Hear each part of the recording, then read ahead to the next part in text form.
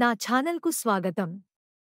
ఈరోజు మనం brain memory transfer అనే ఫ్యూచరిస్టిక్ కన్సెప్ట్ గురించి మరియు అది ఎలా పనిచేస్తుందో వివరంగా తెలుసుకుందాం.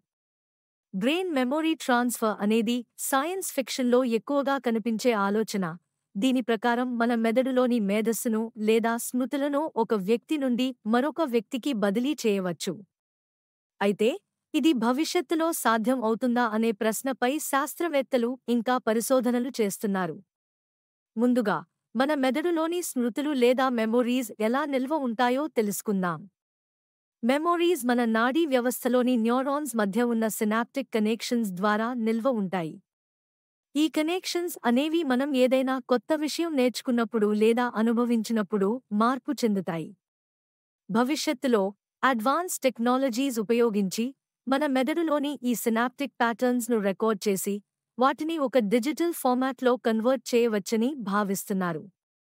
అలా సాధించగలిగితే మెమొరీ ట్రాన్స్ఫర్ సాధ్యం కావచ్చు. బ్రెయిన్ కంప్యూటర్ ఇంటర్ఫేసెస్ (BCI) అనే సాంకేతికత ఈ ప్రాంతంలో కీలక పాత్ర పోషిస్తుంది. BCIs మన మెదడు యొక్క విద్యుత్ సిగ్నల్స్ను చదివి వాటిని అనలైజ్ చేసి మన మెమొరీస్ని డీకోడ్ చేయగలిగితే ఒక వ్యక్తి నుండి మరొక వ్యక్తికి ఆ మెమొరీస్ని బదిలీ చేయడం సాధ్యమవుతుంది. ఇంకా ఆర్టిఫిషియల్ ఇంటెలిజెన్స్ AI వలన మెమొరీ ట్రాన్స్ఫర్ మరింత సులభం కావచ్చు. AI అల్గోరిథమ్స్ మన మెదడులోని డేటాను ప్రాసెస్ చేసి గుర్తించి కొత్త మెమొరీస్గా ఎన్కోడ్ చేయవచ్చు. అయితే ఇది చాలా సున్నితమైన ప్రక్రియ మరియు చాలా జాగ్రత్తగా చేయాలి.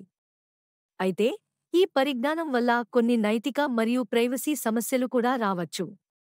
ఒకరి స్మృతులను మరొకరికి బదిలీ చేయడంలో అనేక సమస్యలు ఉన్నాయి. వీటిని అడ్రస్ చేయడం చాలా ముఖ్యం.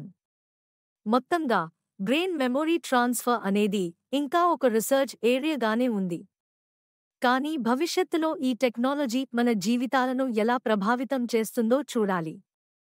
ఈ ఫ్యాసినేటింగ్ టాపిక్ గురించి మరింత తెలుసుకోవడానికి ఈ వీడియోని లైక్ మరియు సబ్స్క్రైబ్ చేయడం మర్చిపోవద్దు. ధన్యవాదాలు.